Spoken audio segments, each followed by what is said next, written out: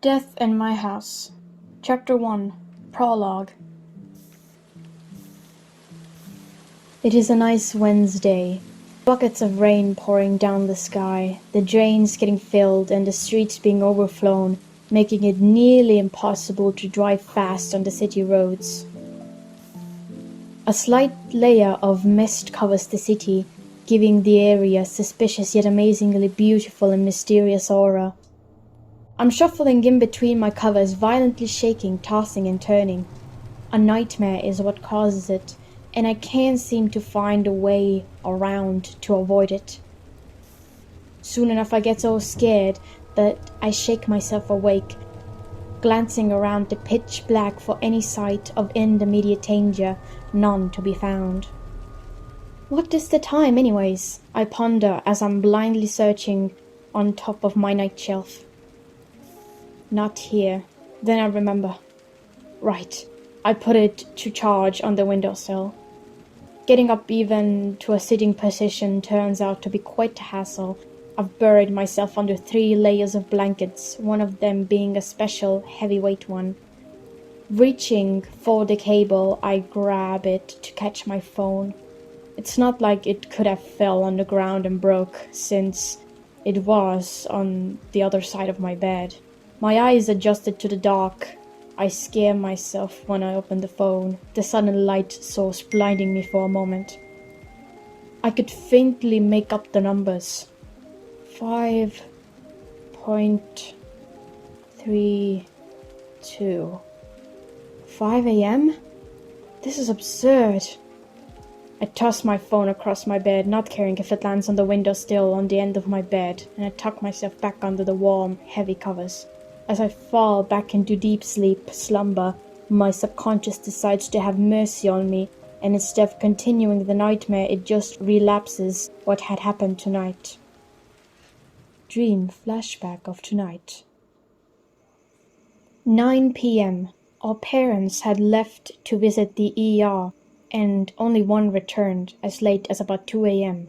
My brother, yes, I have a little brother, and he is hell of a daredevil, was sound asleep, of course, but I could hardly even blink, being afraid to close my eyes for a chance that they may never open again. Even my sleep paralysis demon would be afraid. Reading a lot, and almost in a blacked-out room, my only source of light being the phone in my hand and the little gaps in between the room blinds, even the slightest bit of outside lamplight finding its way through. I can't keep going on like this for the rest of the night. After all, I have a long day ahead of me, filled with activities that require energy I won't have any of if I don't sleep. To be honest, I will have only a little if I sleep, but some is better than none. So, a little last stretch before rolling off my bed to a big green beanbag, its colors barely visible due to darkness surrounding me. I put my phone to charge. That has, at least for the last 10 minutes, screamed for energy. It's as good as entering minor stages of battery, but still somehow fully functioning. And with that, I headed to the shower. One thing that for sure is rare, at least in my life: midnight showers, or any doings in the pitch black. However, for whatever reason, today was the second time of this phenomenon in the last month. I quite dislike the strange reoccurrences in mind that these only happen when my parents aren't home, knowing damn well it's not safe enough to be lurking around at night, even if I had good enough of an excuse. My line of thinking was cut short by the sensation of cold water falling on my back. Alright, I had already forgotten that I've gotten in the bathtub while busy minding my own business in my little space bubble I like to call thoughts. Getting soap, scratching my head in frustration. I still cannot shake the memory of what happened last time Dad had gone to the hospital and didn't return in a while. I won't stop until I see the soap bubbles from the corner of my eye. The soap itself almost getting in my eye. The last thing I want is itchy eyes right now. Alright, I lied. The last thing I want for me is to slip and fall in the bathtub. It will almost certainly broke some sort of bone in my body. Maybe on the plus side I won't have to go to school anymore. Who am I kidding? I'm a goody two-shoes with all positive grades. My parents won't let me get away with not attending school for over a week, no matter the issue, even if they were dead. I can't help but to chuckle at the mental image of me being sick in bed and ghost figures of my parents hovering over me while yelling to do my schoolwork pops in my head. I hope tomorrow won't be as shitty day as today has been so far, I mumbled, hoping I didn't jinx it. Of course, right after that, getting soup in my mouth on accident. It wasn't quite the pleasant surprise. Quickly reacting with a cough, I washed my mouth with water. Yeah, that's enough of so-called self-care.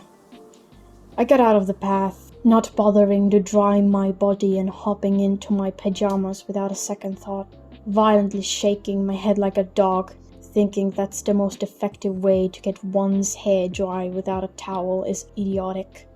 But guess what? I did it anyway.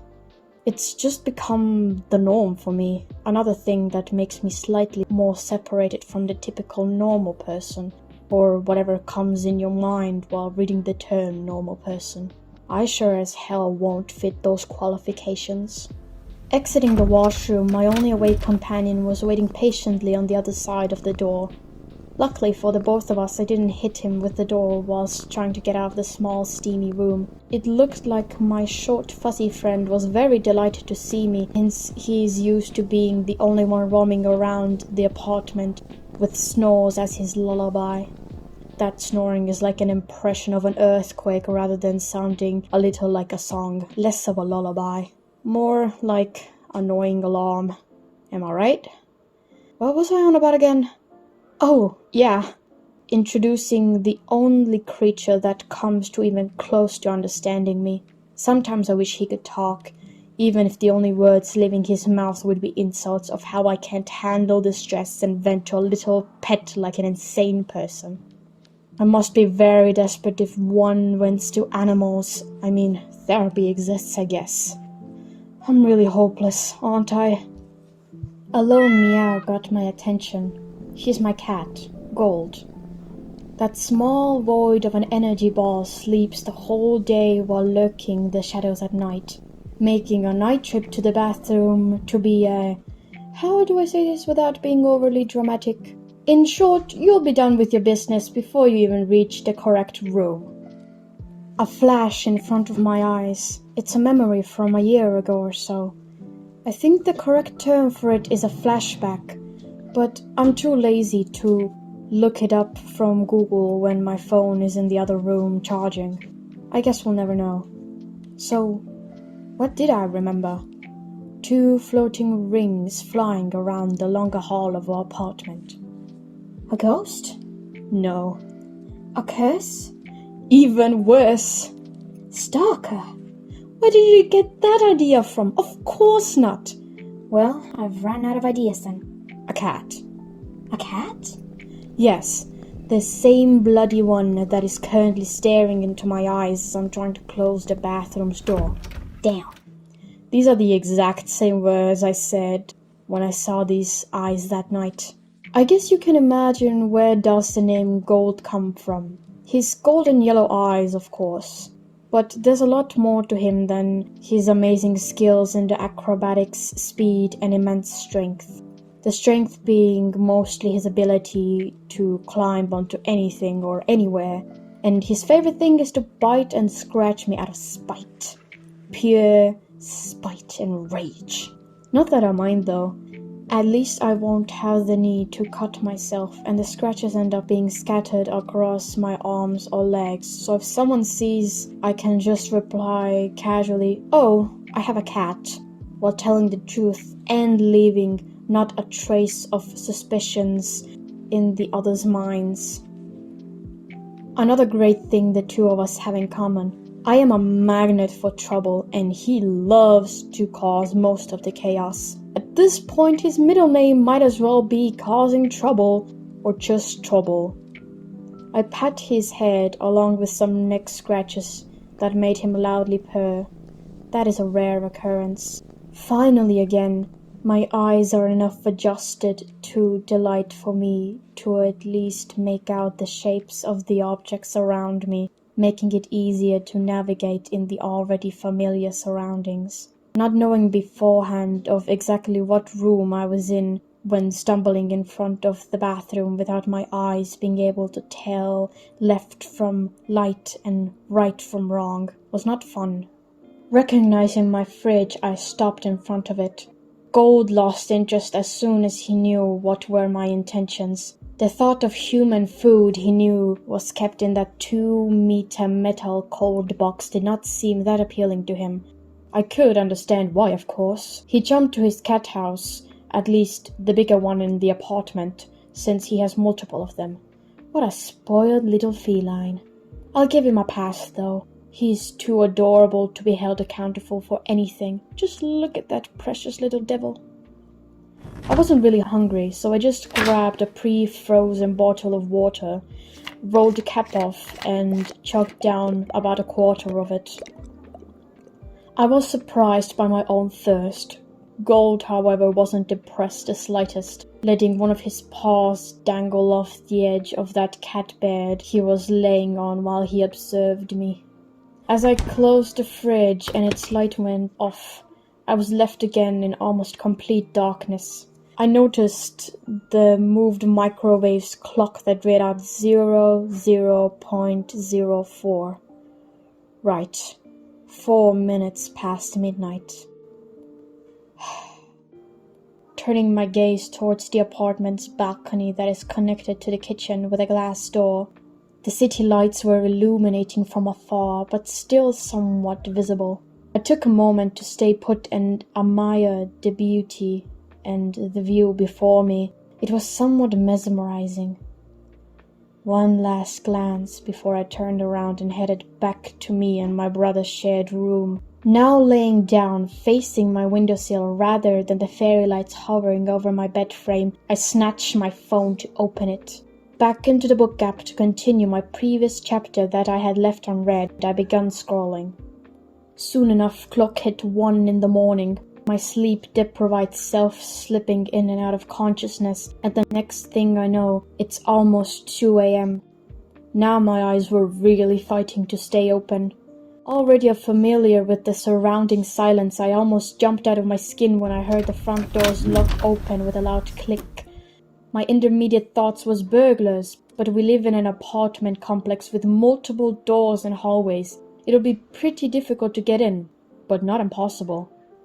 Then I recalled the reason our parents weren't here for the night, and I was immediately confirmed that it was my mother by her footsteps. Man, she was bad at even attempting to walk quietly. Knowing her by a long shot, and given the circumstances, or as simply as I can put it, turn of oh so sudden events, she is definitely distressed, so I calculated my chances, pros and cons of the actions I would accordingly take, and decided it was for the best to stay put and pretend to sleep.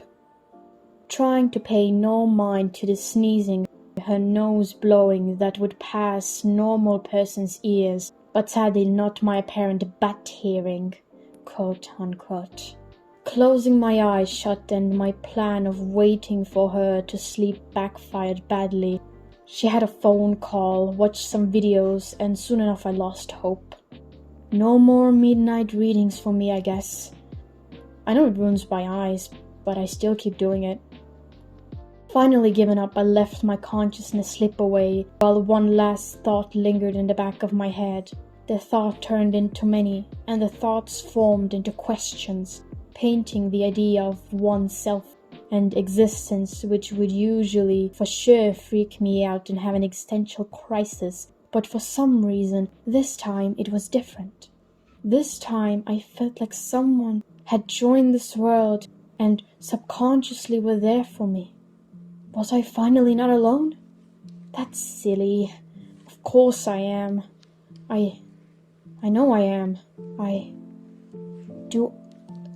Do I know that? Maybe I should change my ways. Maybe it's just something getting in my head. Or is it rather someone getting into my head? That was where my recalling of last night's events ended, and the reoccurring nightmare began again.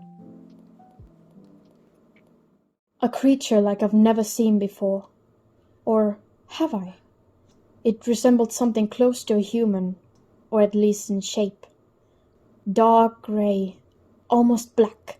That thing had no mouth, but I could tell that if it had, there would be a sickening smirk plastered on it. I could not tell much more detail apart that it had few stripes of faint cyan across its body, the background being pitch black and no visible light source. Didn't matter, because somehow the world we were in illuminated off of our skin. Now that I noticed, my skin seemed to change. I became more skinnier with each passing second. Sickening for sight, I tried to look away, back to the creature. While I hadn't been looking for it, it came closer, our distance before being at least 6 meters, but now being almost in hand's reach. Not that I wanted to reach out before I knew for sure that it would have been safe for me to do so. I could hear a raspy voice in my head. That was definitely not me, nor any of the alters that I knew. Strange, aren't you? Who said that? It's pretty easy. Take a guess, won't you? I'm not about to play any mind games. I can't deal with it. Not now, not ever. I'm done with this. All of this. Whatever it is. Giving up so soon?